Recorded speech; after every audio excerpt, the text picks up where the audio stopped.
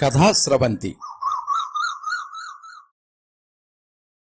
నిరంతర కథాప్రసార వాహిని కథల భాండాగారం కథాస్రవంతిని ఆదరిస్తున్న అభిమాన శ్రోతలకు నమస్కారం. ఈనాటి కథకు స్వాగతం. ఈరోజు మీరు వినబోయే కథ టీకప్పులో తుఫాను. కథానిక రచన శ్రీ భాగవతుల కృష్ణారావు. వినిపిస్తున్నది పప్పు భోగారావు. శ్రీ భాగవతుల కృష్ణారావు గారు ఖరగపూర్ ఆగ్నేయ రైల్వే నుండి 2016 సంవత్సరంలో రిటైర్ అయి సికింద్రాబాద్లో ఉంటున్నారు. సాహిత్యోపజీవి. సత్యజిత్ రాయ్, మహాశ్వేతాదేవి, కానన్ డాయిల్ కథలను బెంగాల్లో సర్వీసులో ఉన్నప్పుడే అనువదించారు. రైల్వేలో చేరకముందు 1 సంవత్సరం చతురులో పనిచేశారు. ఇప్పుడు సెకండ్ ఇన్నింగ్స్లో భావుక గ్రూపులో కథలు, పజిల్స్లో అభిరుచి. కథామంజరి అంతర్జాల పత్రికలో కూడా వీరి కథలు వచ్చాయి.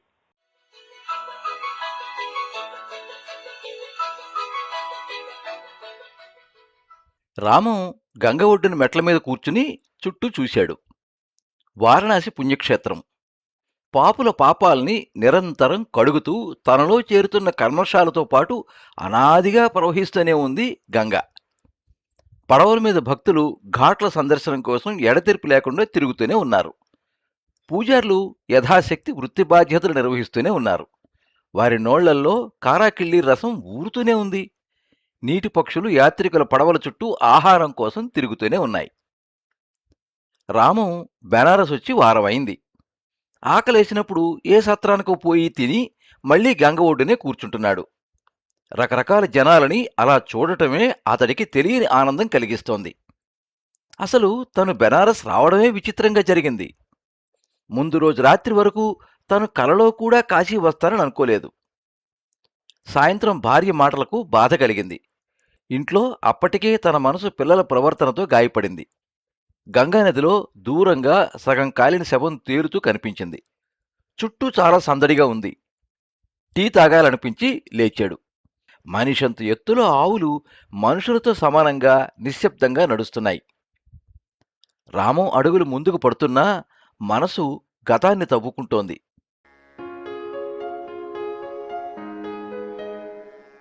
పశ్చిమ బెంగాల్ ఆడ్రాలో ఎస్సీ రైల్వేలో బుకింగ్ క్లర్క్గా జాయిన్ అయ్యాడు. రైల్వే క్వార్టర్స్లో భార్య, కొడుకు, కూతురుతో కాపురం పెట్టాడు. పిల్లల ఎలిమెంటరీ చదువులు ఎలాగో పూర్తయినా భవిష్యత్తులో చదువు ఇబ్బంది గ్రహించి విశాఖపట్నంలో అద్దెకిల్లు తీసుకుని పిల్లల చదువులకు భార్యని కాపలా పెట్టి తనొక్కడు ఇక్కడ ఉద్యోగం చేసుకుంటున్నాడు. స్వయం పాకం, నాతిగల బ్రహ్మచర్యం సతాయించినా పిల్లల భవిష్యత్తు కలలతో సాంత్వన పొందేవాడు. మధ్యలో వాళ్ళు తను సెలవుల్లో కలుసుకునేవారు. మిగతా కాలమంతా వాళ్ల ధ్యాసతోనే గడిపేవాడు. రిటైర్ అయ్యే ముందే అద్దెకున్న ఇల్లు లోను పెట్టి తీసుకున్నాడు. టీ దుకాణంలో చిక్కటి టీ తాగుతూ మళ్లీ గతంలోకి జారిపోయాడు. పిల్లలు కూడా తెలివైన వారు, బుద్ధిమంతులు కావటంతో చదువులో పైకొచ్చారు. రిటైర్ అవగానే చకచక పనులన్నీ ముగించుకుని కుటుంబాన్ని చేరాడు. వారం రోజులు బాగానే గడిచాయి. ఎక్కడికి పోకుండా ఇంటి పట్టునే ఉండేవాడు తను. కుటుంబం కోసం వాచిపోయాడు కాబట్టి ఒక్క క్షణం కూడా వాళ్ళని వదిలి ఉండాలనుకోలేదు. ఆ రోజు భార్య, తన పిల్లలు మాట్లాడుకున్న మాటలు చాటుగా విన్నాడు. తన జోక్యాన్ని గర్హిస్తూ పిల్లలు తమ తల్లితో తనపై ఫిర్యాదు చేస్తున్నారు. ఆమె లోగొంతులో వాళ్ళకేదో సర్ది చెబుతున్నది. తనకి తల తిరిగిపోయింది.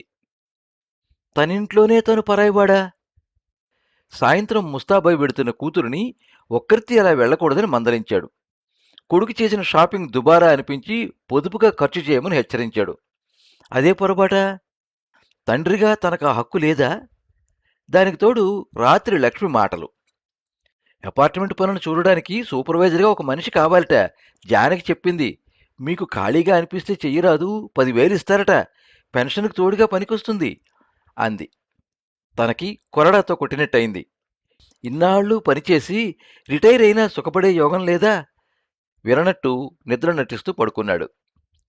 తెల్లవారకుండా లేచి బ్యాగులో 2 జతలు కుక్కుని కాశీ వచ్చేశాడు. వాళ్ళు తను కనపడక ఏం చేస్తున్నారో. అక్కడ విశాఖపట్నంలో లక్ష్మికి భర్త హఠాత్తుగా మాయమవడం కొంత దిగ్భ్రాంతి కలిగించినా పిల్లలకు ఏదో ఆఫీస్ పని మీద వెళ్లారని త్వరలోనే వచ్చేస్తారని చెప్పింది. భర్త తమ మాటలు విని అలిగి వెళ్ళినా త్వరలోనే తమ కోసం తిరిగి వస్తారని నమ్మకం. పిల్లలు కూడా అప్సెట్ అయినట్టు తెలుస్తోంది. వాళ్ల మాటల్లో, కళ్లల్లో నిజాయితీ కనపడుతోంది. తమ ప్రవర్తన తండ్రిని నొప్పించిందేమోనన్న గిల్టీ కాన్షియస్నెస్ వాళ్లలో అంతర్గతంగా ఉంది. మాటిమాటికి పోలీస్ రిపోర్ట్ ఇద్దామా అని అడుగుతున్నారు. కానీ లక్ష్మి బింకంగా వద్దని వారించింది. టీ తాగి వస్తున్న రామానికి ఎదురుగా గంగా స్నానం చేసి విశ్వనాథ దర్శనానికి పోతున్న కుటుంబం కనపడింది. ముసలాయన వీల్చైర్లో ఉన్నాడు. కొడుకు వీల్చైర్ పట్టుకుని మెల్లగా ముందుకు నడుపుతున్నాడు. అతని భార్య 8 ఏళ్ల కొడుకు చేయి పట్టుకు నడుస్తోంది. కుర్రాడు తొందరగా వెళ్దామంటూ గొడవ చేస్తున్నాడు. వాడిని బుజ్జగిస్తూ తండ్రి, తాతగారు నడవలేరు కదమ్మా, తొందర దేనికి, తాపీగా వెళ్దాం, చూడు ఆ కోతి ఎలా మొగ్గలు వేస్తోందో అంటూ మభ్యపెట్టాడు. రామంకి అకస్మాత్తుగా జ్ఞానోదయం అయింది. తనే తప్పుగా ఆలోచించాడా? ఇన్నాళ్లుగా వాళ్ళు ముగ్గురే ఉన్నారు. తనిప్పుడే వాళ్ల మధ్యలోకి వచ్చాడు. తన అలవాట్లు, చేదస్తాలు వాళ్ళకి కొత్త కదా. వాళ్ళు కూడా పెద్దవాళ్ళు అవుతున్నారు. తను అనవసరంగా ప్రతి పనిలో తలదూర్చడం, వాళ్ళకి కష్టం కలిగించడంలో తప్పు లేదు. లక్ష్మి పాపం ఎటూ చెప్పలేక నలిగిపోతోంది. తనే అనవసరంగా రాద్ధాంతం చేసుకున్నాడు. ఆశ్చర్యకరంగా అతని మనసు దూది పింజలా తేలికయింది. మనసులో 1000 టన్నుల భారం రెక్కలొచ్చి ఎగిరిపోయింది. గాలివాలన దూరంగా హిందోళ రాగంలో పాట చెవులకు పాకింది. గబగబా అడుగులు వేశాడు. ఇంటికి వెళ్లగానే విశ్వనాథుడి కలలో కనిపించి రమ్మన్నాడని, అందుకే హఠాత్తుగా బయలుదేరి వెళ్లానని చెప్పాలి. రామం నడక రైల్వే స్టేషన్ వైపు సాగింది. స్టేషన్ దగ్గర పడుతుండగా ఆటో స్టాండ్ దగ్గర ఎదురుపడ్డ భార్య, కొడుకు, కూతురుని చూసి దిగ్భ్రమ చెందాడు. వాళ్లు కూడా అతన్ని చూసి సంభ్రమానికి లోనయ్యారు. మీరు కాశీలో కనపడ్డారని పక్క వీధి ఆదిశేషయ్య గారు చెప్పారు. మీరు హడావిడిగా వెళ్లటంతో జనసమ్మర్దంలో మిమ్మల్ని కలవలేకపోయారట. తర్వాత మన ఇంటికి వచ్చి ఆ సంగతి చెప్పగానే మేమంతా మీకోసమే బయలుదేరాం. వెతుక్కోనక్కర్లేకుండా ఇక్కడే కనపడ్డారు అంది భార్య. కొడుకు, కూతురు క్షమించమంటూ ఆప్యాయంగా అతన్ని అల్లుకుపోయారు. విశ్వనాథుడే సాక్షిగా గంగానది వాళ్లను ఆశీర్వదిస్తున్నట్లు 4 చినుకులు వాళ్ల తలలపై పడ్డాయి.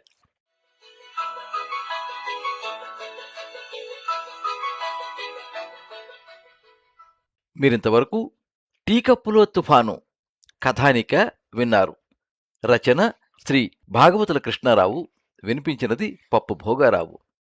ఈ కథానిక కిష్టప్ప కథలు కథా సంపుటంలో ప్రచురితమైంది.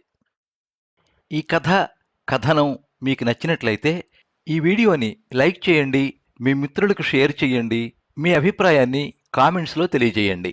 మీరు మొదటిసారి ఈ ఛానల్లో కథ వింటున్నట్టయితే ఈ ఛానల్ని సబ్స్క్రైబ్ చేసుకోండి.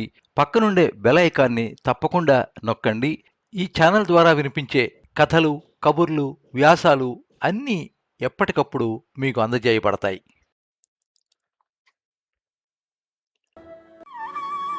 సర్వే జనాః సుఖినో భవంతు. కథా స్రవంతి